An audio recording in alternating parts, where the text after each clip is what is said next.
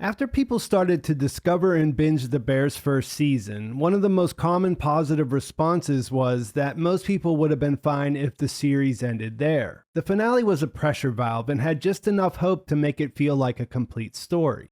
I understand the sentiment and largely agree, but man, I also wanted to spend more time getting to know these characters. Luckily, the critics agreed and the show built up enough steam to get renewed for a second season. It was announced that things would largely remain the same. The cast all returned. The episodes would keep a runtime of roughly 30 minutes. It would drop as a binge release so you could watch it all at once if you wanted to. And the only major difference was that we would get 10 episodes instead of 8. You really feel that change in the opening half of the second season. The restaurant being closed helps in that they're not fighting against an endless hustle to keep it open. But it also feels like we get to spend a little more time with everyone, which helps to add depth for when we get to the payoffs. They set the tone right from the start, with the opening scene delivering an intimate moment as Marcus visits his mother at the hospital on his way in. It's quiet and intensely personal, and a look at him being himself when no one else is watching. Not even his mother, who looks like she's at the end of her life, but we never find out exactly why she's there.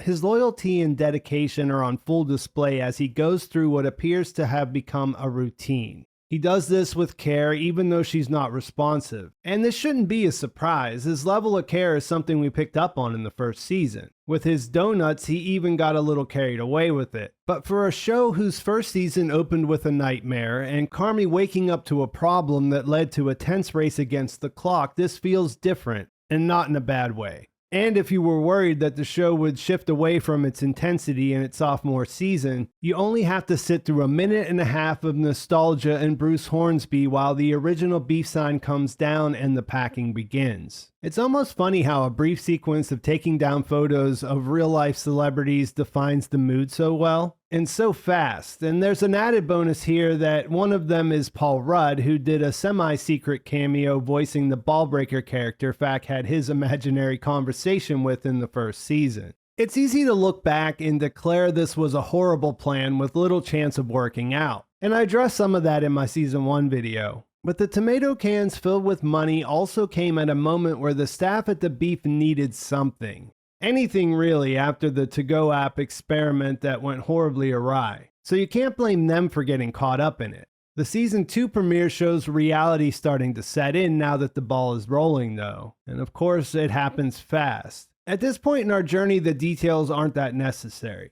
Everything will cost more and take longer than they thought. Mikey's bookkeeping, or lack thereof, created more hoops for them to jump through as far as getting the permits and squaring their past debts to the IRS. It all leads to two conclusions. They need a project manager and they want sugar, and they need more money, which they decide to try to get from Uncle Jimmy, which we'll come back to. A sense of uncertainty accompanies everyone's hope, but for Richie, his develops into a full spiritual crisis as he cleans out the basement. We see the canning machine that set all this in motion and loads of pictures of the family when everyone was younger. And the whole thing started to feel like it might be hitting a little too close to home for me personally when the Rounders poster came into focus in the shot when Carmy comes down the stairs. But he wants Richie to get back to work, and when he realizes that won't happen if he doesn't listen to him, he gets a story about a book he's reading. Based on what I could find searching the internet, the book he's referring to sounds like Colorless Sakura Tazaki and His Years of Pilgrimage by Haruki Murakami, which I haven't read, but I did read one of the author's other books a few years back and really enjoyed it, so this seems like a good choice considering they already set up Richie to have surprisingly good taste in books when he name-dropped Philip K. Dick. What's bothering him about the story is that the main character, who has no skills or personality, is abruptly dropped by his childhood friends who are all driven and talented because he has no purpose. He hasn't finished yet, but says he's 45 and has been at the beef for a long time now, or the Burf according to his misprinted collector's item t-shirt. But he fears that he'll wake up one day and they'll all leave him behind. This also ties back to him telling Carmy he's all he's got in the Season 1 finale, and at least he knows what he's good at, while Richie doesn't even have that. Carm corrects him when he says that being a chef is fun for him, which gets at a whole different thing, but he assures him that he'd never drop him. Richie takes it in and points out that it might not be fun, but Carmy loves it, and then asks a rather pointed question in a joking way, saying, "If this shit is not fun for you, cousin, what the fuck is fun for you?" Carmy doesn't have an answer to that, and when he puts out his smoke, he sees the pictures of his family that are covering the table. If Richie's existential crisis is the most interesting subplot, then Tina's is the most uplifting. And you would be able to throw Ibrahim in with her, but we'll find out he's not nearly as excited about their opportunity to further their culinary education. He's in a similar boat to Richie and sort of serves as a reminder of what the restaurant used to be. But watching Sydney get the idea to make Tina the Sioux and then delivering the news helps to retain the feeling of keeping it in the family. And like with Marcus, it feels exciting to see more of these characters away from their actual shifts. Tina has come a long way and is lit up enough about the idea that it feels like it might work, which would have been a tough sell when we first met the character. That's about as much feel-good that the show has to offer in its premiere, though, because the precariousness of their financial situation convinced Carmy, Sid, and Natalie to pitch a partnership to Cicero. This provides an answer to a major question I had at the end of the first season: how they'd explain the shift to fine dining and the injection of cash, all while he's waiting to get the money he lent to Mikey back. Other than that, and giving them the extra money they need up front to keep their dream alive, this is a pretty bad deal for them, which you can gather from the looks on Sugar and Sydney's faces when Carmy takes it from just being kinda bad to insanely intense and almost certainly guaranteed to fail dramatically when he offers to hand over the restaurant and lot if they can't pay back the loan in 18 months. This all happens pretty fast, but we're led to believe knowing Uncle Jimmy and reading the situation made him think 18 was the number he had to say. And later we learn it's as bad as it sounds when they figure out that it'll take at least 8 months to get into profit. Even with Sugar coming on full time, and if they were able to fulfill Sydney's goal of getting a Michelin star, they still have to have everything go right to pay back the loan. And even though he appears to have had a soft spot for Mikey, it doesn't seem likely that Jimmy would give them any slack if things go wrong. The property is just worth too much money, with none of the headaches that he clearly experiences anytime he steps foot inside the restaurant. With not much to do before they get their permits, they decide to go home early, which provides an awkward exchange that shows that Carmy and Sid barely know how to have a conversation that isn't related to work. Then after a long scene where he sits at his apartment and includes things like fiddling with a pocket knife and staring at his monogrammed uniform from his time in New York, he goes back to the restaurant where Sid and Natalie are already working. They push the release date up and get to scheduling everything out, with Sydney pondering if it's a terrible idea, which turns into a statement when they confirm her suspicions with their silence. The premiere provides some of the funniest line deliveries to date. From Ebon Moss-Bachrach's the password is Go Fast Boats Mojito, all one word. To Oliver Platt's About the petting zoo? What? No. Mini golf. both of which come as the alarm from the crawl space is blaring in the background, which serves as a reminder of how unhinged things tend to get inside their little slice of Chicago. Knowing how things work out, you notice a ton of seeds they're planting, like Mikey rigging things to burn the place down, and Carmy writing the phrase "every second counts" on their plans on top of everything else I've already mentioned. It's another great start, though it's mostly table setting, and you gotta love the promise of spending more time with more characters away from the chaos. The seed planting continues in episode 2 when Marcus smashes the phone when he tries to pass off a call from the fridge guy. The second episode also officially starts the countdown beginning at 12 weeks to open. Everyone's working towards that, and the individual details aren't that important, but you always expect problems on projects like this. Sugar seems to be taking to her role as project manager, reining in some of the spending by vetoing the purchase of a $5,000 door pull, which I had to look up to make sure is just another name for a handle. Beyond Richie trying to assert dominance over his co-workers, things appear to be going suspiciously smooth, which gives Carmy and Sydney some peace to start planning their menu. However, before we get into that, I have to point out that I like this idea of telling mom, and Richie's assertion that people are forming alliances, which continues the trend of him having moments of self-awareness like in episode 1, only to return to his old behavior. This is illustrated nicely through the mold problem problem that develops during the episode, and its final act when he taps the ceiling tile and ends up covered in soot.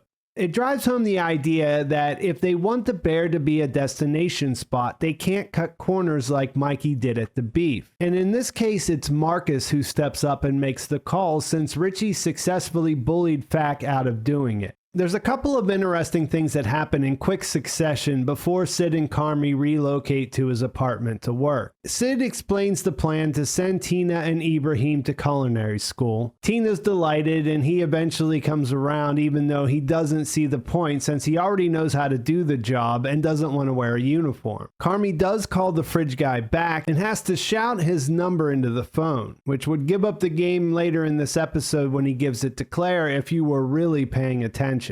Richie points out that Sugar doesn't look well, which has been brought up by several characters now, and she doesn't tell anyone she's pregnant except the plumber who she's on the phone with later. But Richie asks her if she wants a Sprite, which is something that'll come back up. Marcus surprises Sid by asking for more inspiration, telling her he already finished all the cookbooks she gave him, and then they all share a Mikey moment when they open his locker to find a promo baseball cap inside from an event they all did together years ago. At Carmy's place, after Sydney recovers from how empty and personality-less it is, and almost cooks his vintage denim collection, they start to get down on their chaos menu. This is the opposite of their awkward conversation in the break room, and they begin to connect after she notices his chef's jacket from New York and asks what it was like to get the 3-star call. The way he describes it sticks with you. He says it was 10 seconds of panic because he had to retain them, and then his brain did a weird thing where it bypassed any sense of joy and attached itself to dread. Then he had the entire United Nations Security Council coming in, so he had to deal with that. It makes what he said to Richie about it not being fun make a little more sense. This is also Carmy opening up some, and while Sydney does reciprocate, telling him about the job that tanked her catering business, she stops short when he asks about her mom. This is something she did when she was talking to Marcus in episode 8 as well, and when she goes to meet her father for dinner, we find out that her mother's not only dead, but she died at a very young age. She was actually younger than Sydney is now, and as far as we know, Sydney's somewhere in her mid to late 20s, and later in the season we'll find out that she died of lupus when Sid was only 4. I don't think it's a huge issue for someone not to disclose something like this to their coworkers. It's the kind of thing that inevitably starts a conversation that you might not always be in the mood to have. But I do think it's interesting in the show because it's a point of distinction about whether these coworkers will become something more, which is something that comes out in her conversation with her dad. She's already a business partner with Carmy and isn't full of conviction when asked if she trusts him. Or maybe to be more specific, it seems like she hadn't really thought about it. I won't get into this too much now because it stays on her mind and we'll come back to it. And for what it's worth, I think her father is just being a dad and not wrong for looking out for his daughter. Creatively, for someone like her, this is a huge opportunity. But from his perspective, she's not getting a paycheck for the next 6 months, and the reality is that a lot of restaurants do fail. While they're having an otherwise sweet celebration for her mother, Carmy goes out to pick up some veal stock and runs into Claire in the refrigerated aisle. There's quite a bit of mystery about who she is and their history the first time you watch this episode, but the chemistry is unmistakable. I'm of the belief he was trying to play it cool and knew exactly who she was when he saw her, and that she recognized this and quietly called him out by saying, "You got there." As they talk, we learn that she's in the process of becoming an emergency room doctor with 6 months left in her residency. There's an obvious similarity and potential connection through the high-pressure professions they've chosen to pursue, and they both appear to do a thing when it catches their interest. You do kind of hope that she isn't as much of a mess in every other area of her life as Carmy is, but even if they didn't have this crush thing when they were younger, they might still make a great match. I mentioned the chemistry, and the whole scene is set up as almost a magical occurrence, which means it's laid on a little thick. Because of this, it decides not to be subtle, and has her use this story from her childhood about seeing a friend break their arm when she was 6, as the explanation for why she became a doctor in the first place. All her other friends were scared shitless, but she just sat there and stared at the arm. Carm guesses it was because she wanted to fix it, which I suppose is the thing you wouldn't want this character to be. A perfect angel of a human being who swoops in and fixes Carmy just by being the piece he's been missing. But here she tells him it wasn't that she wanted to fix it, it was that she wanted to understand it. This pretty much tells you up front that she isn't his missing piece, and that her fascination probably comes from a different place. But because his life is devoid of intimacy, as was reinforced by Sid's reaction to the state of his apartment earlier in the episode, you still want to have something that isn't slowly killing him in his life. I wouldn't say it's like a breath of fresh air, but more like a gulp of air for someone who's actively suffocating. This is a developing situation though, and as I've already hinted at, he does give her a fake number, so we don't need to say too much about it here other than it's hot. Which is nice. It's a nice addition. In the same way, a bit of comedy can really make a difference in a dark or heavy drama.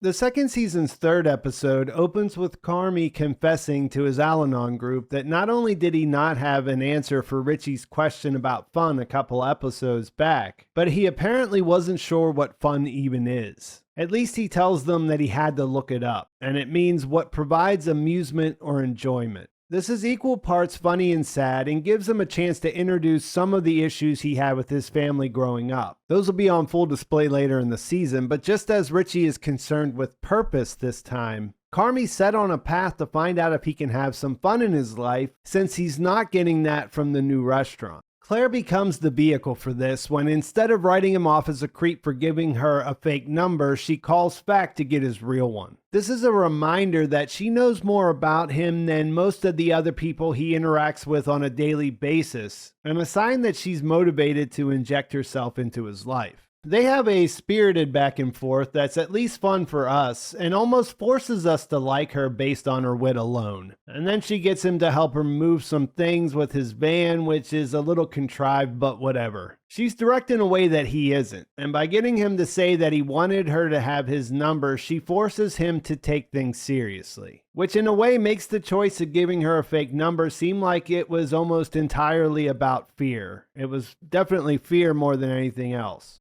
To help her, he has to blow off Sydney, who he made plans to go out and taste food with earlier. They were having trouble with the recipes, and the idea was to get some inspiration. He doesn't tell her that he can't make it until after she's already sat down and ordered at the place where they were supposed to meet. So she decides to do it without him, and this sets up a great-looking food porn montage. As far as I can tell as an outsider, these are all real Chicago spots. At least the ones that they mentioned by name, like Kasama and Avec, both had websites that came right up whenever I put them in Google. On top of eating just an insane amount of tasty looking food, the inspiration part also seemed to work. We see that when she takes a boat ride and incorporates some of the architecture into her ideas for a new dish. The downside to Carmy not being there is that everyone she talks to adds to her growing fears that going into business with him might have been a huge mistake. This started in her conversation with her father, and earlier in this episode we saw her looking things up and reading articles about restaurants closing all over town. And then each of these places she stops at adds an additional negative thing to worry about. There are horror stories of bad partners skipping town with the money, the idea that her profit share hasn't been set up ahead of time, and that really it's more of just a partnership in name. There's some talk about how hard it is to get good staff, and an ill-advised attempt to poach some back-of-house workers on her part. But it all comes down to whether or not she can trust Carmy, which is something she's going to have to figure out. He won't make that easy. After getting blown off and getting all these doom seeds planted in the back of her mind, and also eating more food than you think would be possible for a person of her size, she's really not excited to find Carmy at the restaurant tearing down walls with the guys. From Fact's description, which includes dead raccoons, the demo seems justifiable, and it does change it from being a facelift to a gutting. But the real problem here is that she feels left out on the decision making. Carmy kind of justifies it by saying that it was inevitable that they had to do it no matter what, and then kind of apologizes, and to be fair, he wouldn't know about these new insecurities she's developing. They had a pretty easygoing relationship up until this point. And the whole thing toes the line of being not a huge misstep on either side, but then still works as a sign that things could get tricky in the rest of the season. That's pretty much it for the main course, but there were several smaller story moments mixed in there. We saw a brief scene with Richie and his daughter, who was quite adorable. He seems to relish being her dad, but also slyly tries to fish out some details or information on what his ex has been up to. And it was funny to see the wrong cock that he bought back in season 1 still sitting in his car. Tina looks like she's making the most out of her time at culinary school, but we see Ibrahim stop going altogether. There was a brief scene in the previous episode of them walking in and saying there were a bunch of Sydneys there and some shots of him looking stressed out, so it looks like he decided not to return. The final thing is Sydney came up with an idea to send Marcus to Copenhagen, which is the setup for the next episode. The 4th episode is the first one that was directed by someone other than the show's co-showrunners Christopher Storer and Joanna Callow. Rami Youssef helms Honeydew, and this episode is just so many things. It doesn't just feel like a departure, it actually is one. Different director, a different city in a different country, different colors, different food, different flavors, and as expansive as all that feels, it's also a standalone story that turns Marcus into a main character. And it's so good at it that you almost forget he wasn't always one. When I rewatched the first season, I couldn't believe how little he featured in it. He's always had a presence as the one who operated at a different volume and almost seemed too laid back to survive the kitchen back in Chicago. And here we get to see him discover a brand new world at his pace after his first trip on an airplane. As much as you might love the relentless tension, an episode like this makes a lot of sense, and even though that's true, this is still somewhat of a risk. It feels different. For that reason, and perhaps because you need to be reminded that conflict exists to drive the season, if not this episode in particular, we spend the first 2.5 minutes or so checking in with the gang before Marcus embarks on his international dessert-making odyssey. It's 7 weeks to open, and through some quick cuts of the project board and calendar with a lot of scribbling and post-it notes everywhere, we can see that progress is happening. I wouldn't say it's going smooth though, and in a quick conversation, Sugar gives Carmy a rundown of everything that's going wrong, which is quickly overshadowed by her revelation that she's pregnant. She talks around it for a bit and is in the middle of stressing how much she doesn't want anyone else to know, right before the office wall collapses and everyone hears anyway. This isn't my favorite gag the show ever put forward, but it is funny when Richie celebrates that he knew that was what was going on with her. After that, we switch gears and go into Marcus mode, which turns out to be a nice gear to have in your back pocket. As I mentioned, the show really hasn't focused on him that much, but the few scenes we've had all work together to set things up for this episode. We saw where his early inspiration came from through the sequence when he was watching the donuts get made, and he elaborated more on that in his conversation at Sydney's place after his spark was temporarily extinguished when his creation ended up on the floor at the end of review. We saw how absorbed he got in his new role and how much care he put into that last season, and saw that reflected in his dedication to his mother in the opening scene of this season.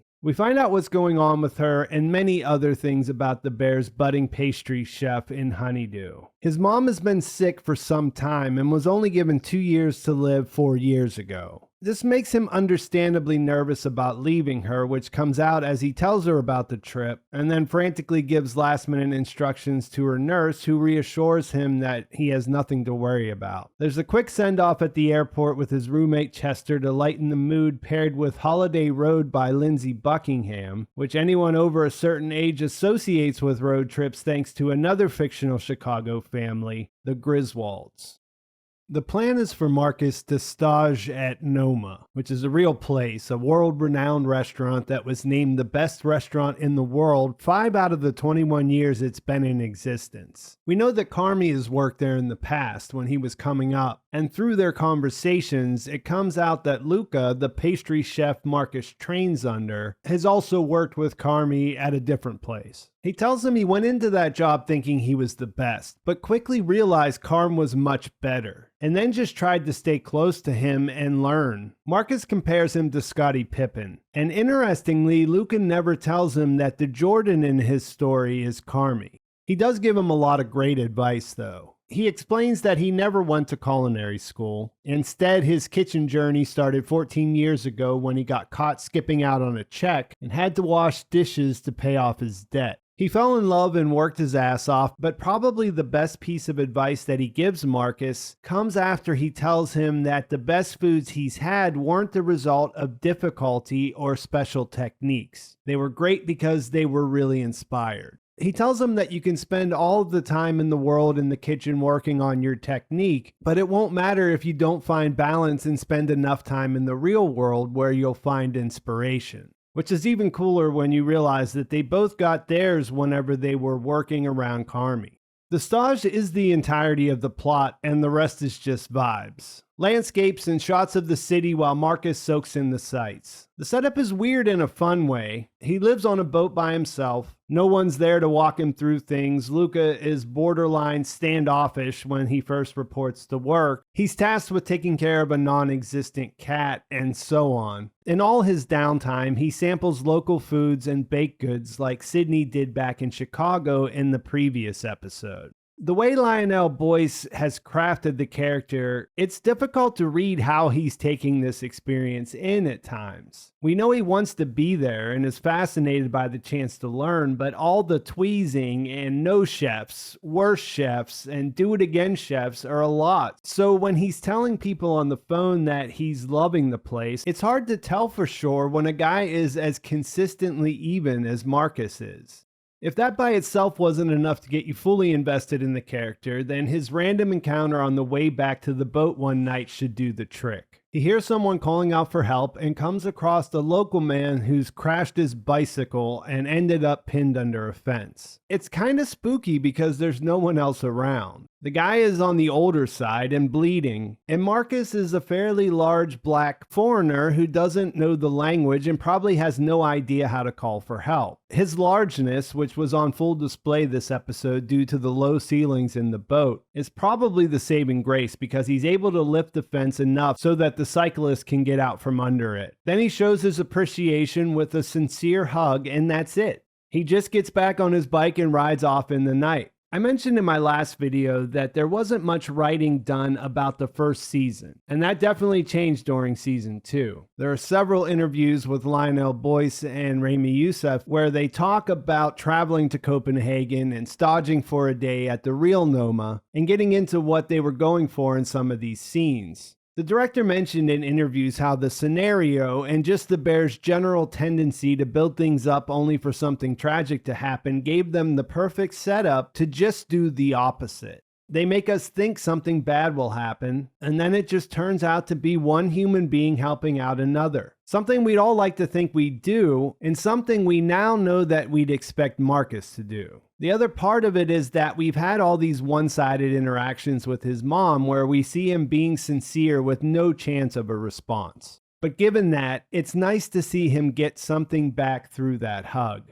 In what we see, he never mentions the incident to anyone. He has a FaceTime call with Sid when he gets back, where he's pretty open with her about his feelings about leaving his mom. She's supportive and makes him feel better, and it leaves you with a sense that he's probably developing feelings beyond friendship with her. Since it's the bear, that seems like it's bound to end badly, but hey, after this episode, anything is possible. It comes to an end with him preparing a pretty amazing looking dessert, and we see him following Luca's advice to just be confident and not second guess himself. It's incredibly satisfying to see this college football outside linebacker who worked at the phone company and McDonald's before he met Mikey and then eventually Carmy taste what he just made and enjoy it not just because it tastes good, but also because he knows he's getting better, which we see as he scoops out the ice cream he was having so much trouble with earlier. In an interview about his character, Lionel Boyce said that for Marcus, season 1 was about discovering his passion, but season 2 was about going from good to great.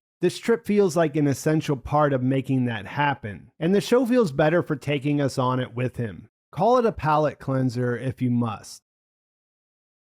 When looking at the overall structure of the season, no episode has a more thankless position than episode 5. While it is the episode where Richie declares twice that he's not like this because he's in Van Halen, he's in Van Halen because he's like this, which is a paraphrase of a David Lee Roth quote from the 80s. While the episode does have the distinction of giving us that, it's also sandwiched between what are arguably the majority of the show's best episodes, or at least its most impactful episodes.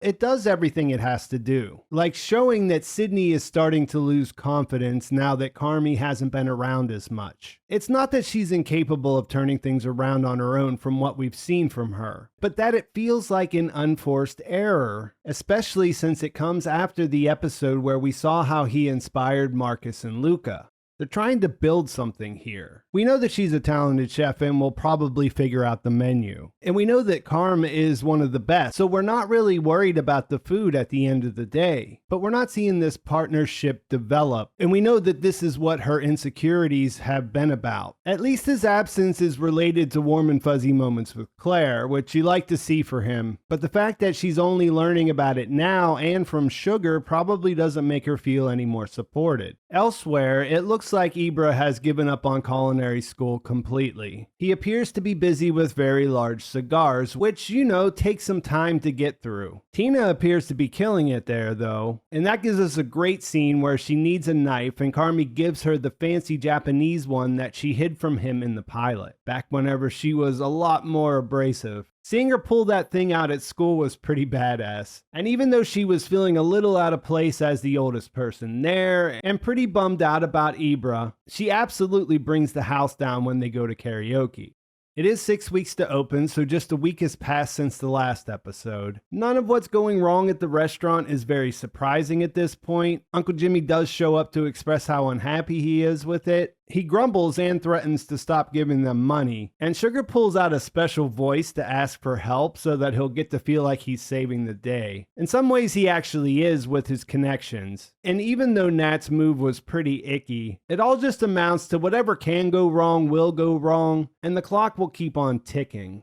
The other thing worth noting here is that Richie continues to flounder in trying to find his purpose, which is something we'll come back to. The Claire and Carmy stuff is sweet and fine, but also not altogether surprising. The way their day is set up is interesting since they go from place to place, kind of making a whole day of it, so they have these transitional moments where they can fill in the blanks for each other. There's a lot of "I wish you talked to me more," and "I tried, but you're really shy," to put a finer point on how long these feelings have been stirring. The chemistry is still off the charts, and now it's accompanied by some second chance at the one who got away energy. Sticking with the framing of her wanting to understand him, after she offers condolences for Mikey and takes him to a party, Claire slows things down and it starts to get sexy, but before they get into it, she wants to know why he gave her a fake number. He goes as far as saying he likes her so much but felt like he missed a lot before the cops come to break things up over some fireworks in the backyard. They head to the restaurant and find chaos as Nat and Sydney justifiably freak out on Richie for trying to do things the old way. This is him trying to be proactive in a situation that came up earlier with their amperage, and in this case he's completely missing the point of what they're trying to do. He's trying to cut corners and be a hero by stealing amperage from their neighbors, which doesn't fit in with the destination spot aesthetic no matter how you look at it. It's really the first time where I started to wonder if he'll be able to turn things around.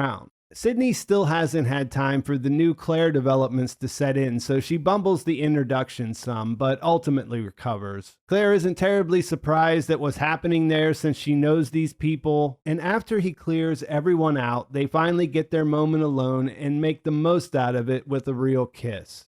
So overall, it's all more than fine. A solid episode that only becomes forgettable because of the one before it and what comes after. It's fun to watch these two together, and objectively there are plenty of reasons this new relationship makes sense for Carm. Maybe too many, to the point that it feels like more of a question of how he'll screw this up rather than if he will. On the upside, Fat gets to feel like the matchmaker, and Carmy gets to send him away without his tools to show how serious this moment is. And it all goes down with the song from The Replacements that earlier in the episode, Fat said was his favorite.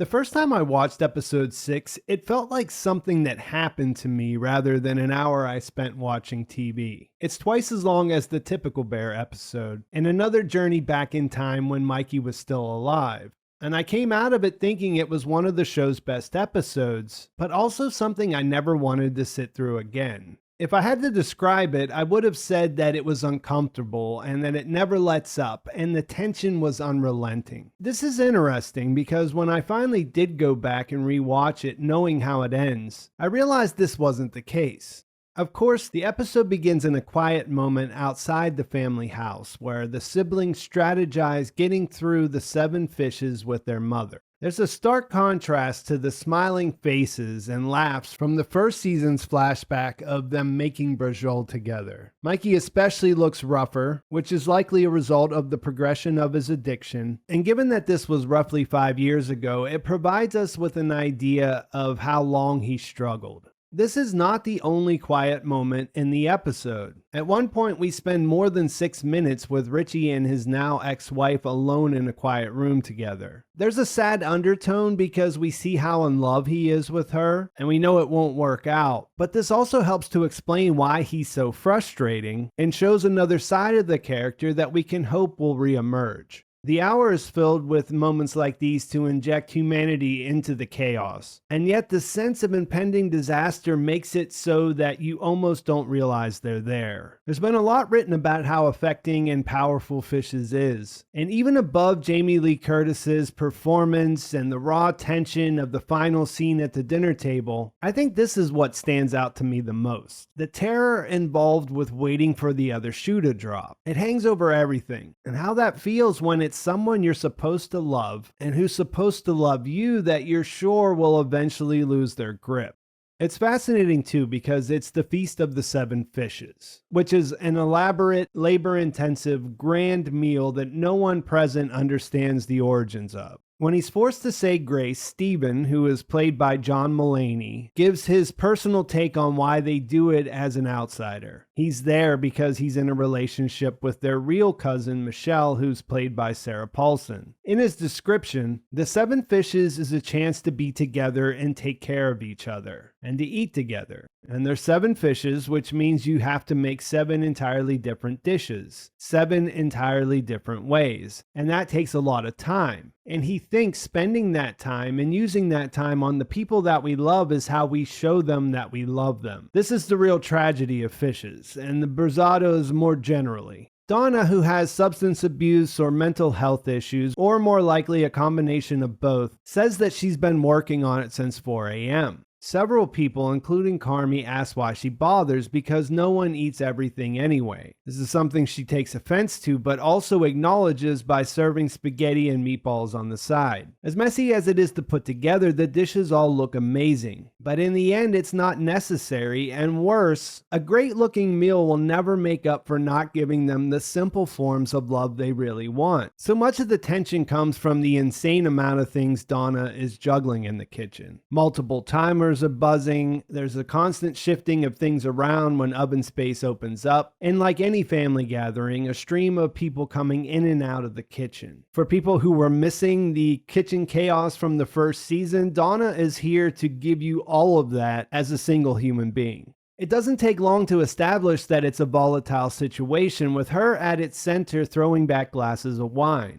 When I was thinking about the character, I wondered if the deck had been stacked against her, since we're invested in Carmy's story. But even on rewatch, I only find her sympathetic in that there's illness involved. In an interview with the LA Times, Christopher Storer described Donna like this: "We're not sure. Is she an alcoholic? Is she mentally unwell? Jamie did this really tricky thing with her performance, which is it to still be funny. It still gets scary, but there's still some humanity." And I guess he's right, and having someone as recognizable as Jamie Lee Curtis in the role certainly doesn't hurt. But call me crazy, I can't get past the awful things she says to her children, and those outweigh everything else. In light of that, the point is that they can't fix her. And because she's family, they'll probably never stop trying and never stop getting crushed in the process. There's been a lot of discussion about the crazy number of guest appearances in the episode, and if I had to nitpick the first time I watched it, it did feel like an unnecessary flex. You can't fault them for using the success of the first season to bring actors of this caliber in, though. And on subsequent viewings, when you can just concentrate on the performances rather than what might happen next, it does start to feel more natural in the self-contained nature of the episode. There's also an argument to be made that their mother should carry the gravity of an Oscar winner because this is about the way her children see her. But at the end of the day, the lasting impression is what matters. We come out of this episode with a better understanding of things like why Sugar is married to a guy like Pete, and why Carmy will probably never be able to believe that he can feel comfortable in any sort of loving relationship with Claire.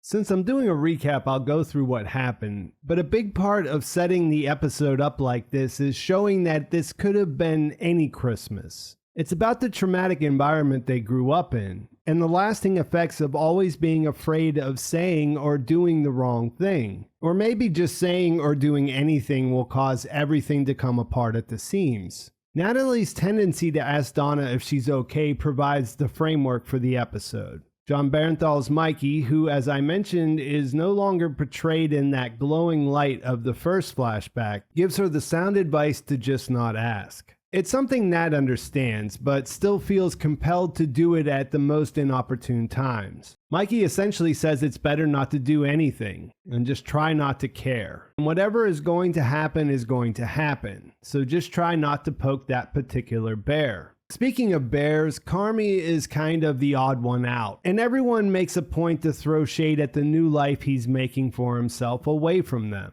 They wind him up, and at one point he admits that's why he didn't want to come home for Christmas, and I for one don't blame him. Donna and Mikey team up and make him walk it back, and it's around here that you start to notice how she treats each of her children differently. She seems to resent Carmy for getting out and overindulges Michael, who is best at navigating her cycle of emotions. Maybe she's easier on him, or maybe that's another example of his way with people. But Natalie, who tries to take care of her, gets the exact opposite. She seems to be the one who needs validation or approval from her mother in the same way that Carmy needs it from Mikey. And Donna throws that back in her face every chance she gets. It's almost as if Donna is extra aggressive towards her daughter because she needs something she knows she can't give her. Having this happen over the holidays works as a shortcut to tune us in with how everyone feels. Even if your family is miles away from this level of dysfunction, you've still found yourself in similar situations. The Berzattos are just what it looks like turned up to full blast. At its heart, they're all dealing with the same anxieties inherent in any family function that at best doesn't live up to expectations, and at worst ends in a fistfight.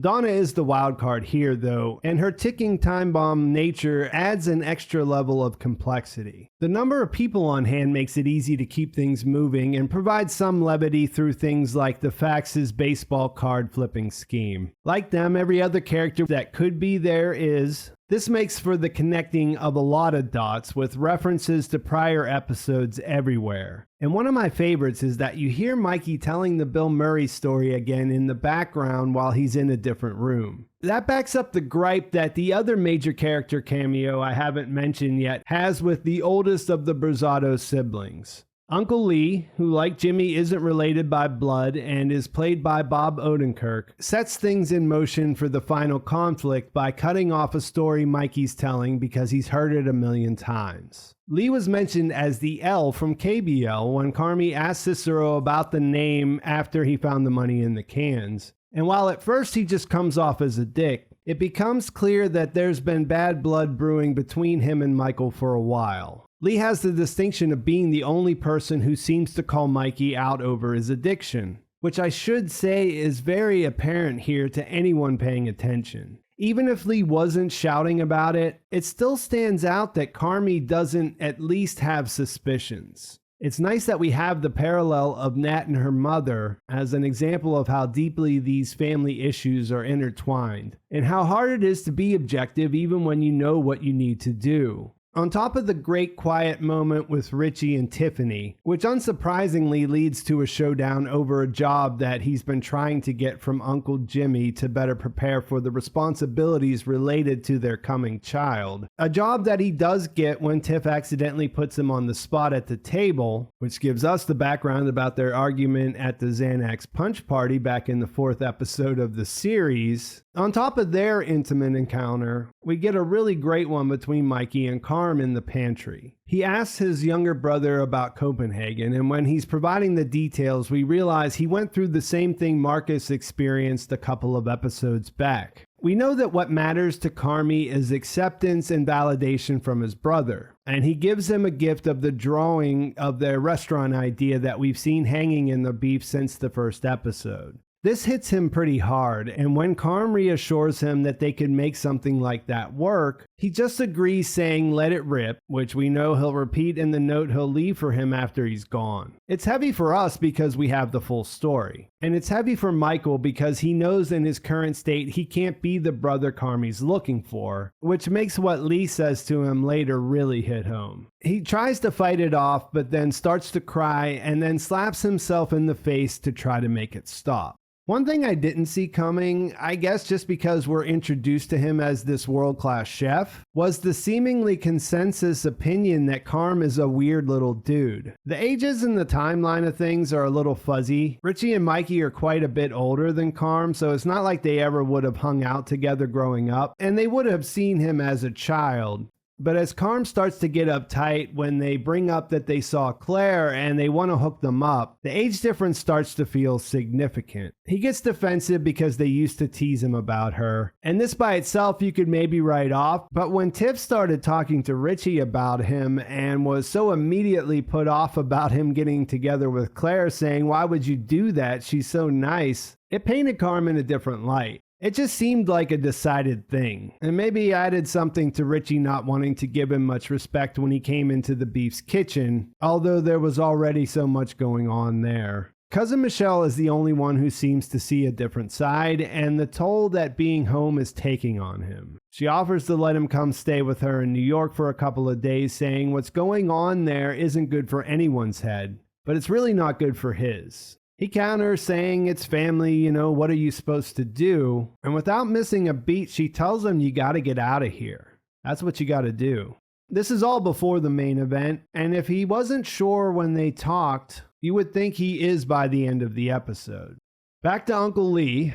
After he shut down Mikey's story, there is a healthy back and forth between them that's sort of spread out throughout the whole episode, with each landing some shots here and there. Who Lee is to the family is never 100% explained. Maybe he was a friend of their dad's like Uncle Jimmy. There's something between him and Donna, something business related that Mikey seems bothered by, but maybe something more. He's comfortable enough there to shoot off his mouth and spends most of the second half of the episode doing that. By the time they've sat down at the table for dinner, Mikey's had enough and throws a fork at Lee. When told to stop, he explains that he can do whatever he wants because they're in his father's house. And this is where Lee really escalates things by pointing out that Mikey still lives there as a grown man, and he's borrowing money from his mom and any other sucker that comes along. I feel like this was the point of no return, but he continues saying he's nothing and nobody, and mocks him, saying he's scared and afraid, and implies that he's high all the time. None of this tells us anything new about Mikey, but what it does is show how this confrontation affects everyone at the table who has to witness it. The family aspect is what makes it so brutal. Sure, Lee isn't family, but he's close enough that he can do that thing that usually only people in your family can do. They can see those things that no one else would know, and when they turn them on you, they know how to make it hurt, and how to capitalize on your insecurities. To that end, what Lee does is pretty impressive. I kind of watched this whole thing thinking he didn't really want to fight Michael. There's a significant age difference there. But in the end, he made what he was saying pretty hard to ignore. The looks on everyone's faces are the real story, and this is all before Donna makes it in to sit down. There was a brief back and forth with her and Carmy where she breaks down and says she doesn't think she could do this by herself anymore, and he tried to convince her how much they all loved her before she finally got there. Her point was that she puts all this effort into making things beautiful for others, and no one makes things beautiful for her, which is sad, but not in the way that she's framing it. It goes back to what I said earlier. It's sad because who cares if the food is beautiful if everyone spends the evening trying to avoid being the target of her wrath or being the one who sets off the meltdown. Natalie, who we learn they call Sugar because she accidentally added that instead of salt to her mother's sauce, causing it to come out tasting like Hawaiian punch, is the one who has that distinction this time. After Steven steps up to deliver an incredibly thoughtful grace, all things considered, that gets Donna emotional, Natalie asks her if she's okay, and all hell breaks loose before she eventually storms out. Lee says they all knew that was going to happen, and that turns out to be Mikey's cue to throw the last fork before they get up to start throwing blows. It never really gets going, though. With everyone so on edge, people are jumping up, and the facts end up holding them back. Then, out of nowhere, Donna crashes her car through the front of the house and ends up in the living room. In my interpretation, this was completely intentional, and just another detail that adds up with everything else we've seen to make it clear that there's more than just drunkenness at play here. I'm not sure if they were even going with something specific. If you've had a loved one with substance abuse, mental health, or behavioral issues, you could probably make parts of this connect with your experience. What sticks with me the most are the looks on Carmy's and Nat's faces as Michael rushes over to try to get their mom out of the car. Carm eventually turns to fixate on the cannolis, but there's a moment when they're both frozen in place that makes me think they're trying to decide if they should help, knowing that they could become the focus of her rage if they do something wrong. Or maybe if they do something right, they're really in a situation where they can't win. And based on how everyone is familiar with the walking on eggshells routine, this is something they've been dealing with their whole lives. It's ferocious, and it adds the required context to explain so much of what we've seen from Carmy through the first 13 episodes of the show. By the time we reach the 7th episode, all the brief moments where Richie lets his guard down to let his better side shine through have started to add up. You know, times when his fear and perpetual spiritual crisis don't lead him to act out in super annoying ways. The scenes with his daughter, him coming clean about Carmy being all he's got, and that he's afraid they'll leave him behind because he has no purpose. In this episode, we see him find out that his ex-wife is getting remarried, while noticing that he's still wearing his wedding ring. And of course, the look we got at their relationship in Better Times in episode 6. To this point, it's been hard to like Richie, because even when we see these flashes, they're usually followed by a quick return to form, which basically always includes making things more difficult for everyone else. Still, when he verbalized his search for purpose, there was enough to make you want to grab onto that. And all of those things combined set up the show's most satisfying transformation to date. And for my money, its best episode in Forks. I was so pumped up and moved by this episode, something that felt necessary after the exhaustion from Fishes. I was so caught up it was almost embarrassing. I actually started to second guess its broader appeal because it seems so precisely tailor-made for a guy like me. That turned out to be silly, because objectively, it's just a great conclusion for a well-crafted arc, and every ounce of emotion that comes out of the execution feels earned. This is Richie's episode, and while we don't go to a foreign country like we did with Marcus, we do spend most of the time away from the bear. Through a couple of quick check-in scenes, we do see that Richie's isn't the only transformation that's happening, though. Because Richie's fears are based on him being expendable in the new fine dining atmosphere, any time spent away where he doesn't feel like he's fighting for his place feels like a punishment. This was illustrated when Carmy tried to get everyone out of the space so he could be alone with Claire, and Richie argued that he needed to stay because who was going to watch the copper? He goes into his staging gig at the 3 Michelin star restaurant ever with that in mind. His suspicions appear to be confirmed after he gets up before dawn, only to find out he'll have to polish forks for a week and doesn't even get to meet, let alone see, the head chef there. One thing we learned about him is that he'll put up a fight. So rather than blowing off something that he definitely thinks is beneath him, he decides to not give Carmy the satisfaction. He decides to see it through out of spite, and then the process works some magic on him, breaking him down enough for change to seep in. One of my favorite parts of that is when he pushes Garrett, who is supervising his time there, to the point that he has to take him outside for a talking to. He starts by telling him how great the restaurant is and how much he loves it there, which I imagine Richie would mostly know this stuff, so in a way this is more for us. We find out that it opened 12 years ago and won the best restaurant in the world the same year. It retains its 3 stars, which is the highest possible ranking, because it has a wait list with over 5,000 names on it. While that's impressive and Garrett's passion is sincere and easy to see, this isn't the type of thing that would win Richie over. Because, as I said, he doesn't see himself fitting into something like that. He writes this off immediately, implying that Garrett really drank the Kool-Aid there. The thing that gets him is when he says he doesn't need him to drink it too. He just needs Richie to respect him and the rest of the staff. Now he's speaking Cousin's language and gets him to agree to stop being a dick because he can do respect. Oh, and I should mention that he also said he needed for Richie to respect himself.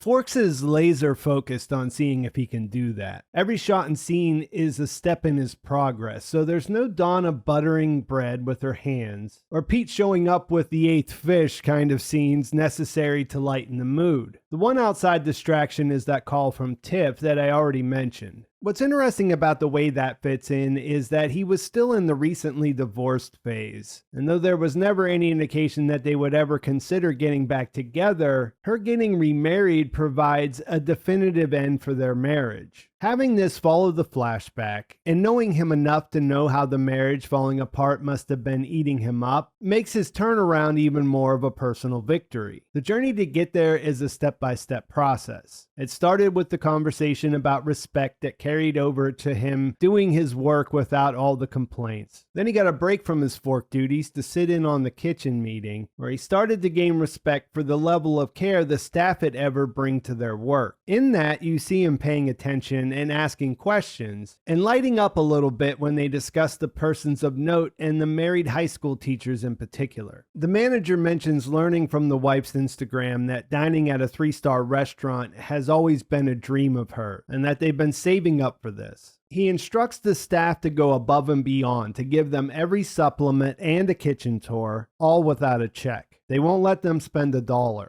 This is cool. Teachers are criminally underpaid, but it's the enthusiasm for making sure they have the time of their life that will eventually infect Richie before his stage is over. There's also the smudge that comes up a couple of times and serves to show that enthusiasm is just the starting point. The thing about the smudge isn't that it happened, it's that no one took responsibility for it. He says we're not children, it's okay to make mistakes. And how easy it is to apply those things to Richie's situation before this episode is almost heavy-handed. But it's also about the difficulty involved in making their level of service look easy. There's also a mention of it costing them 45 seconds, which even when they correct it to the actual number of 47 seconds seems fairly trivial to an outsider, but really takes on a new meaning after Richie gets to put on a suit that feels like armor and trails the staff during dinner. This sequence builds tension in all the same ways that season 1 did in the Beef's kitchen, only instead of disaster lurking around every corner, the folks at Ever are all about solutions. It's downright exhilarating to watch Jessica doing the expo job, and so much fun to watch Richie's face as he can't help but get caught up in it. It's also an education. He learns about researching the guests before they come in to cater to their experience, and passing notes to keep everyone informed on what's going on out front in real time. He asks how she's able to do it all day, and he gets her answer.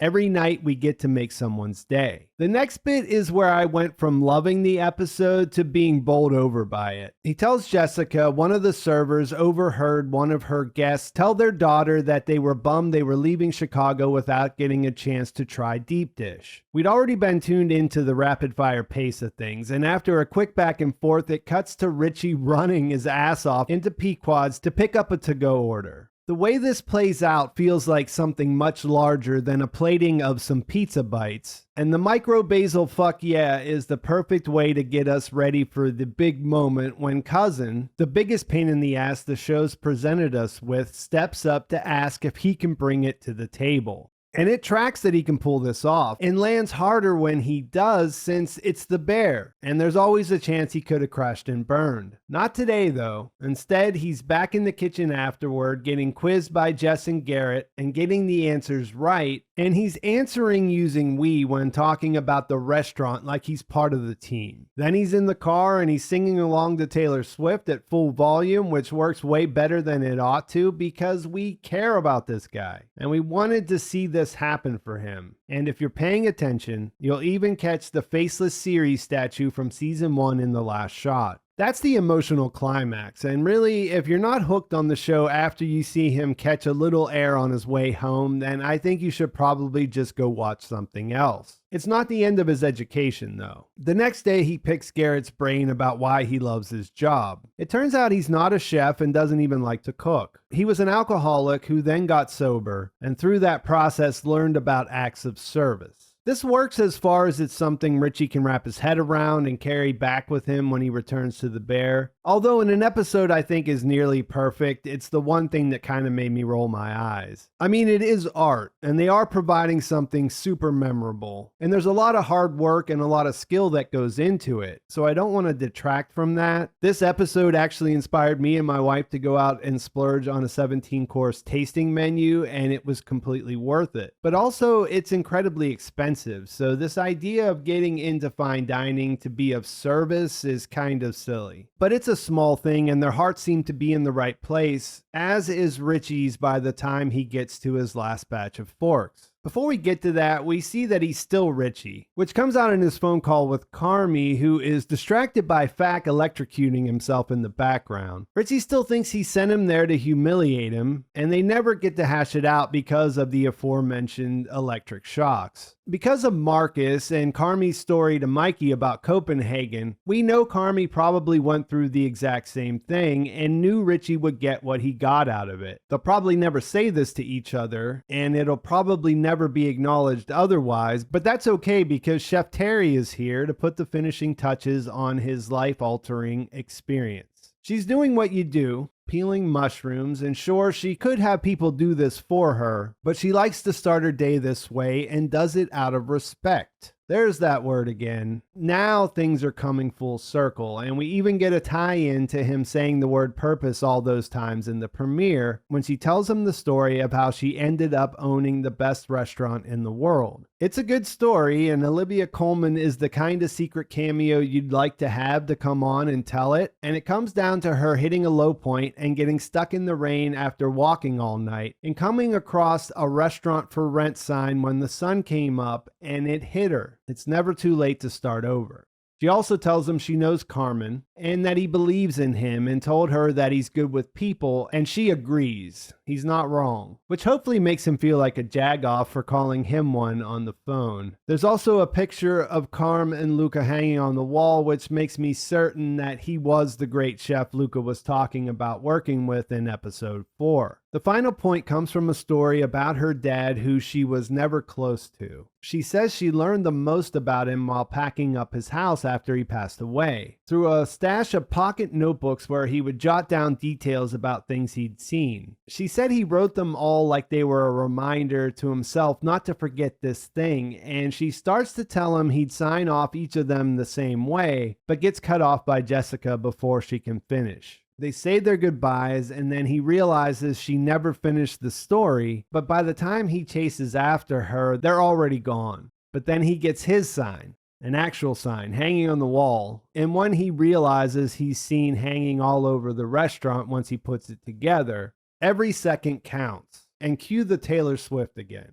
Okay, so I didn't philosophize much about whether Richie's time at Ever would stick, because we're going to find out in episode 8, which is the one where the Pepto bottle works its way through the kitchen and everyone eventually needs a swig. It's 2 weeks to open, and they have a fire suppression test coming up that if they fail will stop them from opening.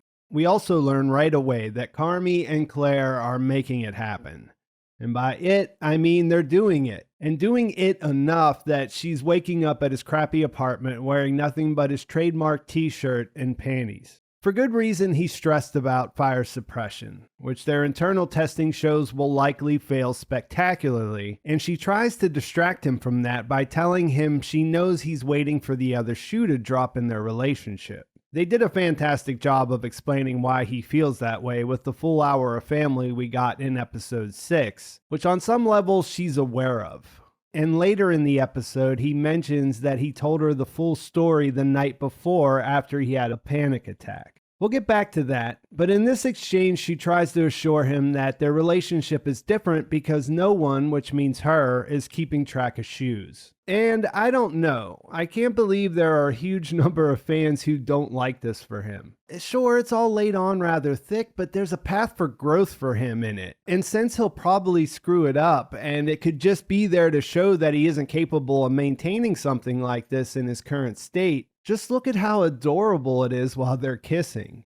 The first time I watched this season, I came out thinking that the Ibra story got lost in the mix. It seemed like he had that turning point and left culinary school, and then they just skipped over how that was affecting him. I don't know if I just created an expectation or if I just missed everything that's said in this conversation with Tina when he comes back. But I was happy to find out that at least gave us some insight into what was going on with him. They do this thing where they talk about the thing like it's something they're observing rather than something they're doing. She gets some shots in about him quitting and in a way abandoning her, or at least making her go through that by herself. And he explains that he's just old and stuck in his ways and didn't want to be made to change because it was scary. It's cool because it's a chance for them to get things straight. Remember that phone call where she called him up and asked him not to be weird? They've been doing this thing together for a really long time. And in the end, he doesn't have to become Top Chef because they're still doing a takeout window for Italian beefs for their old clientele. And he's the perfect guy for the job with no further training required.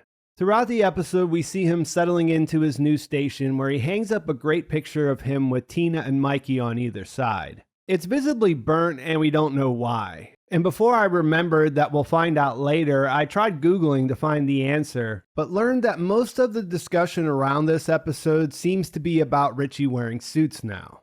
He does show up for his first day back wearing one, and this shocks just about everyone, and they all have something to say about it, but they're also impressed, and it even prompts a Blues Brothers reenactment between him and Carm. It's not the same suit. I guess they don't give you that as a parting gift when your stage is over at Ever. But he's got a pretty decent one that works, and he's got an improved attitude to go with it. He even makes a point of apologizing to Nat where he achieves levels of self-awareness that probably weren't possible before he started polishing silverware. He actually says everything that's great about it himself, saying, "I think for a long time I didn't really know where I fit, and I would shove myself into situations and places where I definitely did not, and that made things worse." He continues, "I'm sorry if I took anything out on you and if I treated you like shit, because I actually do think we could fit good together, because I could be good at things you don't want to do, and you're great at things that I don't know how to do."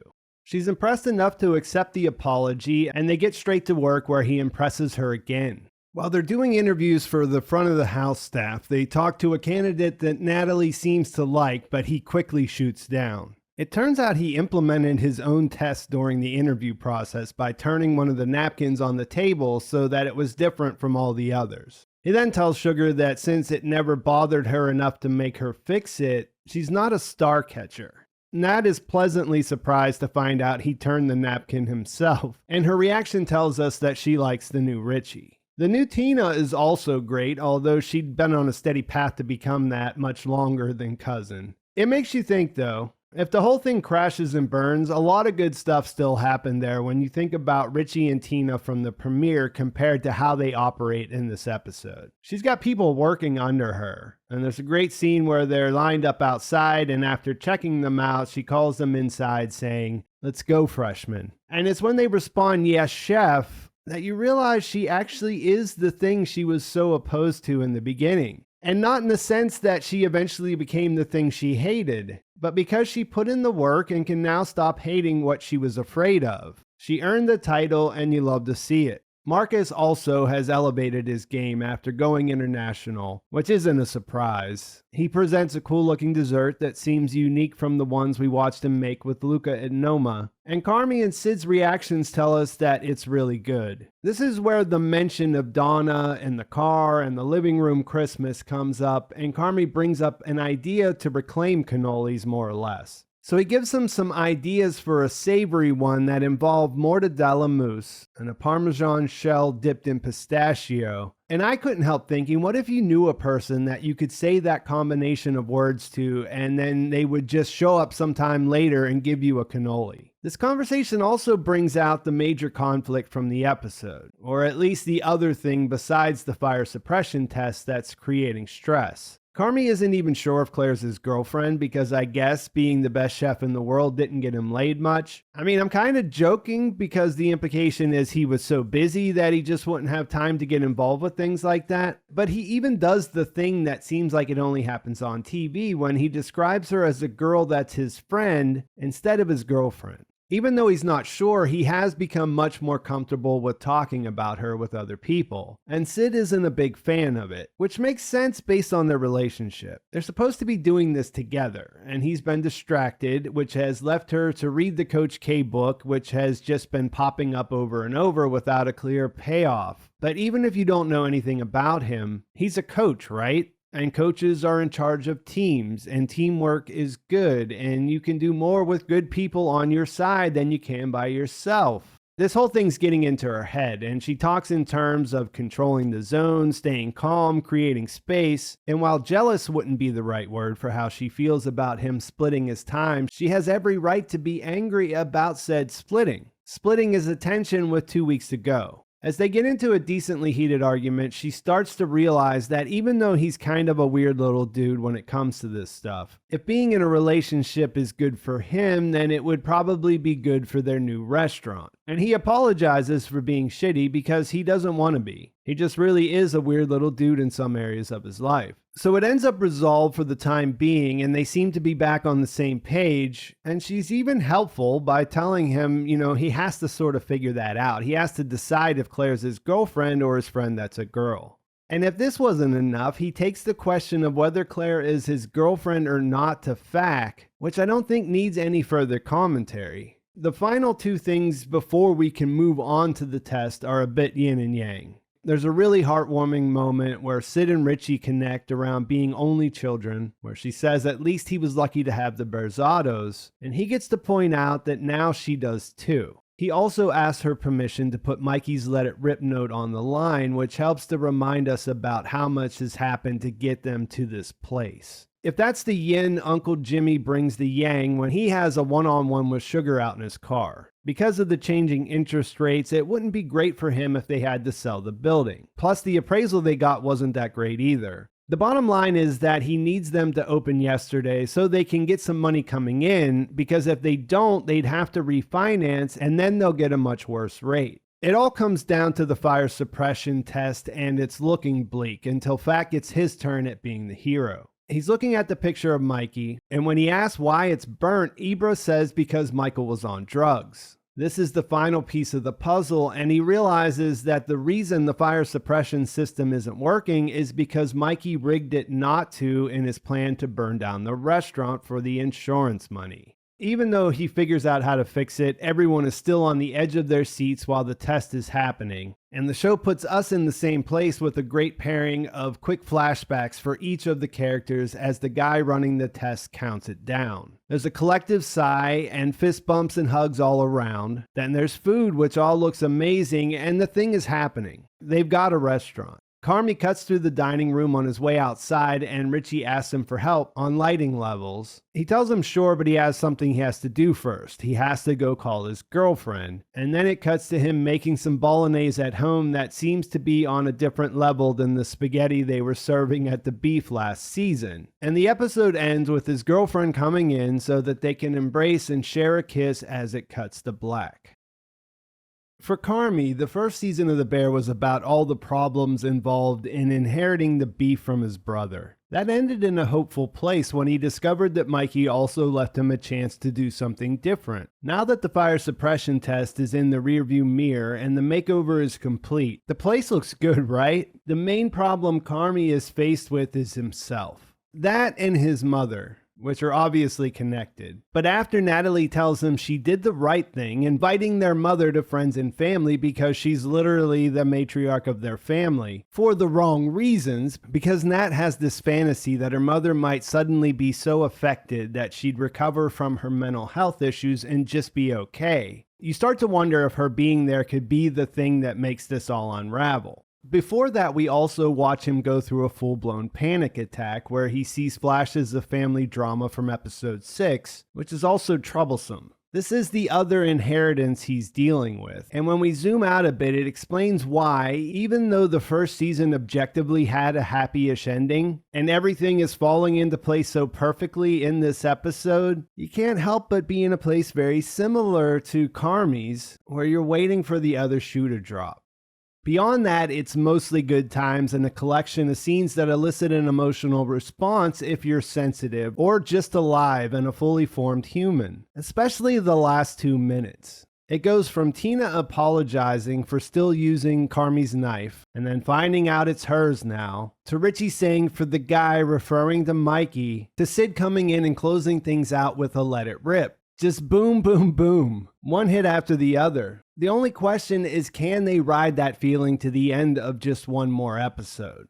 Uncle Jimmy shows up to drop off the Bears business certificate. It's a big moment, and while he has Carm's attention, he finally gets to tell his story about complete and utter failure that he's teased several times. It's a little convoluted because the premise is that people remember the wrong thing about an important baseball playoff game that the Cubs lost. But the point is that you have to keep your eye on the ball. The restaurant business is tough, and for the Bear to succeed, Carmy's got to focus. If he wants to be the man, he has to be the man and live this like there's nothing else. This shouldn't be a big deal for a guy with Carmy's history. Hyperfixation is something he understands. But as it keeps coming up, as everyone keeps asking him if he has a phone in this episode, he's distracted at this moment. And while Jimmy's trying to be supportive and give him sound advice, Carm is already an all-or-nothing type of guy. So this is the kind of thing that he could misapply given the right circumstances. On the other end of things, Sydney has a fairly promising penultimate episode. Sure, she's gobbling up Tums and plans on celebrating the opening by puking. She's freaked out a bit about Carmy dropping the ball on little things like the door handle on the fridge, which keeps coming up. She maybe outdoes him in her awkwardness with the opposite sex when Marcus picks a pretty bad time to ask her out. But her father does his best to be supportive, even if he doesn't fully understand her motivations. He lets her know that he loves her, and that she'll always have a place with him if she needs it. I really like her answer about things being so important because she's not sure if she's got another one in her, which feels really human, and that he can just hear her at that moment. Carmy also comes in with a grand gesture that makes up for some of the headaches he's been causing her. It's really thoughtful whenever he gives her a monogrammed chef's jacket like the one she saw in his apartment. More than that, they actually talk a lot in this episode, and she finally opens up about her mother dying of lupus when she was young, and that seems like a step towards accepting that this is more than just a business arrangement at this point. He explains that he's always expecting disaster, but also reciprocates by telling her she's not alone, and when he spends most of the time just letting her say what she needs to say and listening, it feels like they're on solid ground.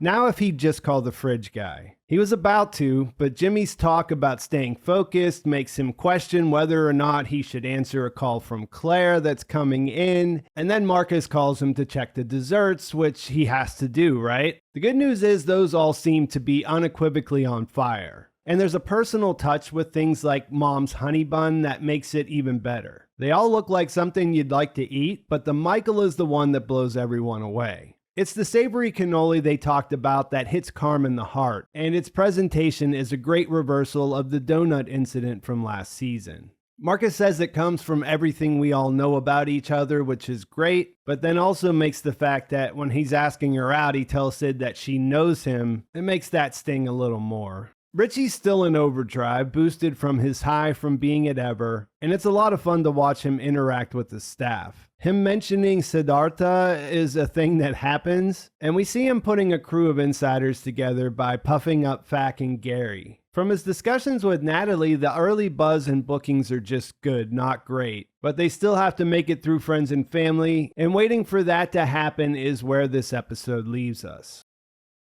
So after getting us all welled up with things like Richie saying "for the guy" and Marcus revealing the name of his cannoli, it's not surprising when disaster happens in the finale. But if you really think about all the characters that aren't Carmy, season 2 actually ends on a high note. That's what I think works best about it and the season overall. In a way, it's Richie's season since he experienced the most significant transformation, and that directly affected the outcome and saved friends and family when that needed to happen. But it was a team effort where everyone had their turn to contribute, and this team has been becoming a family, which is inherently more complicated. There's a sequence about 8 minutes in where it's tracking Natalie as she's leaving the dining room, and then it changes directions to follow a new unnamed server into the kitchen, and I was like, what? Why are we following her? And then I realized they're doing it again. It's another oneer, which is cool, but also, haven't we done this before? Are we just going to do this every season? It keeps going as the tension builds around setbacks, like the problem with the toilet, and mistakes with some of the dishes. And then Carm gets spooked when he thinks he sees his boss from New York, who definitely isn't there, because why would he be? And then he blows up on Sydney, who's also starting to get frazzled because the order tickets keep coming, and she probably hasn't ever fully recovered from the to-go app incident, because even though that was months ago, it's still the last time she worked in the kitchen. Rather than continuing with the single take for the whole episode like they did with Review, this time it ends abruptly when Carmy gets stuck in the walk-in. It's a real cake and eat it too moment because you get the frantic build-up that you've come to expect from the show, which sets the tone for the pressure everyone is feeling, but then you also get the feeling of isolation and complete failure that Carm experiences. He's literally taken out of the picture and forced to think about how he ended up there, while everyone else gets to pull together and make a totally different kind of finale for themselves. Since I pretty much already touched on the major plot stuff, and it's an episode where plot points come together rather than one that keeps them moving along, I think it makes more sense to discuss where each of the characters are at the end of season 2.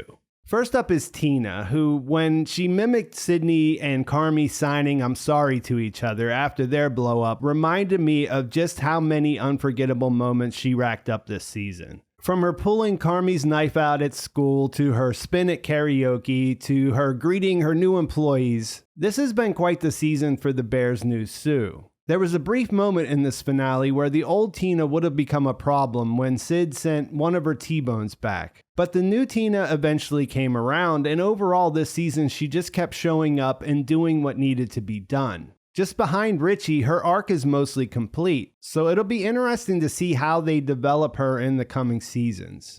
Her boy Ibrahim didn't factor into the finale. The last time we saw him was in the previous episode, studying for his test to get certified to serve sandwiches in the takeout window. So hopefully in the next season we'll get to see a little bit more of what's going on with him. Sweeps follows Richie's lead on the suits, and seems like a good fit for his new front of house ensemble. That's also where Fack ends up after his hero turn in episode 9. He's also wearing a suit, and I think it actually makes sense as far as giving the place some personality. As long as Richie can bring some of that service spirit he picked up on at Ever, which seems to be the case during the scene where Gary delivers the chocolate-covered banana to Jimmy. Sweep seems to understand the assignment, and it's a perfectly thought out surprise that fits in with the ethos of every night getting to make someone's day. In case you forgot, in Fishes, when Jimmy saw that Richie's ex couldn't eat anything but a banana at dinner because she was pregnant with their daughter, he mentioned that his dad used to buy him chocolate-covered bananas whenever he was a kid, and he had been thinking about them and him because they passed the stand on their way to the Berzattos. I'm not sure if there's anything additional to say about Uncle Jimmy. He was impressed with the opening, but if they don't bring in the money he needs, as laid out in the conversation he had with Natalie, he'll just continue to be a source of pressure in the next season.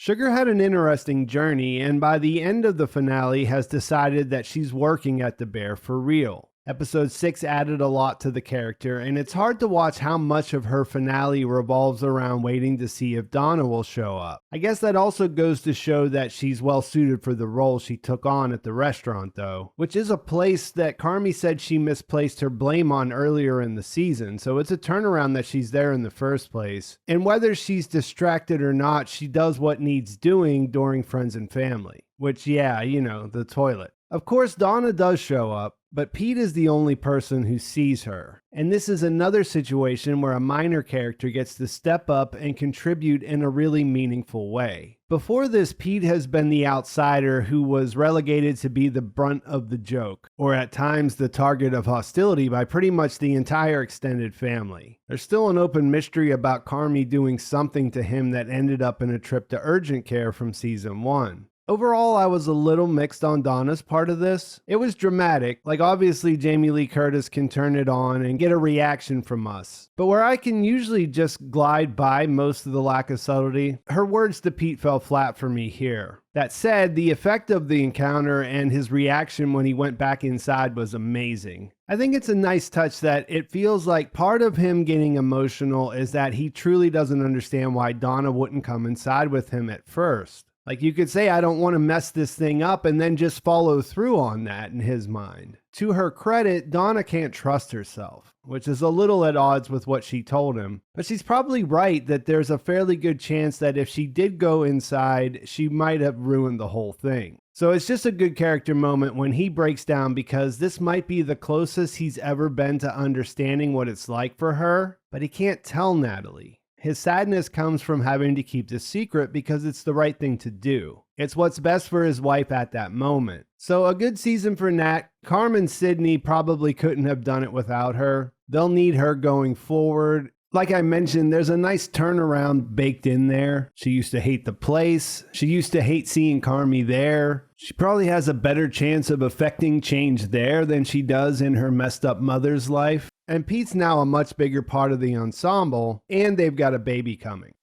Season 2 was a good one for babies. Not only did Richie get to turn the entire viewing audience around and become their favorite character with episode 7, though I'd argue that Moss-Bachrach's performance made it so everyone was just waiting for the character to give us something so we could jump on board way before that. He also took what he picked up from his stage and used it to save the day in the finale. He got to channel his inner Jess as Expo, and we got one of those ticking clocks I'm so fond of. And with him leading the way, the kitchen fam came through, even with one new cook leaving mid-shift to indulge in some hard drugs out back, and Carmy not calling the fridge guy finally resulting in him being soloed according to the facts. Season 1, Richie was the perfect antagonist for the change Carm was trying to make because he was the one that needed it the most. The whole time he was worried they wouldn't need him because he wasn't good at anything, while as viewers we could see that he was great with the old customers. And he had a lot going on. He didn't just lose his best friend. He also lost his wife, and as much as he felt like a failure for ending up at the beef, he couldn't figure out who he'd be if he wasn't there. I guess it felt a little fast, but what he changed into was something they already established was within him. He needed to respect himself and the place and the people that came there for an experience. Things he was capable of doing if he just got out of the way. There was a shift of perspective, which I know is what most people need and it rarely happens, but we are watching TV, and it delivered when it mattered, and I really wouldn't change anything. Even though Marcus got upset to the point of yelling in the finale, which would have been hard to imagine before it happened, the ill-timed and possibly ill-conceived asking out of Sydney was his only misstep this season. The last time out he had passion, but he got lost in it, and that left him room to improve. The course correction and trip to Copenhagen set him up to do something with it, and it's satisfying to watch him make that happen. The Sid stuff is a little underdeveloped at this point, but it seemed like after he had his outburst, he came around to where it seemed like if nothing comes out of it, there won't be any issues between them. What's much more immediately concerning is all the unmissed calls we see on his phone from his mother's nurse. And unfortunately, losing his mother will likely be a big part of his story in season 3. I'm not even sure if I'd like to see a relationship blossom with Sydney. Initially, I was neutral. I like both characters, so okay. But then after seeing how awkward she was around it, I feel like we need to see something happen for her. With Carm, they have a really interesting professional relationship where they make each other better, but also scare each other a little bit. That feels unique and more compelling than them developing romantic feelings. And maybe that's enough since she plays such a crucial role at the Bear. Other than being objectively bad at talking to people as their boss, which has been evident since they implemented the brigade, and they keep reminding us of that every time she has to do it. Otherwise, Sid came out of this season with a lot to feel good about. Things aren't perfect. She's puking from anxiety and possibly a more serious condition. And she did freeze up in the heat of friends and family, but she got through it with everyone else. And her father coming around to understand that it's the thing in her last scene certainly brings her season to an end on a positive note. The big question she struggled with was whether or not she could trust Carmy, and I don't think there's anything like clear resolution here. I imagine this will be something that they'll continue to explore, and hopefully they'll continue to expand on the character, because her place as someone who has no connection to the family side of things is so key to the formula, and it gives them a lot of flexibility in what they can do with her. Plus, the performance is solid, and she's been a bit isolated because the character is so driven, so I'm curious to see what's next for her.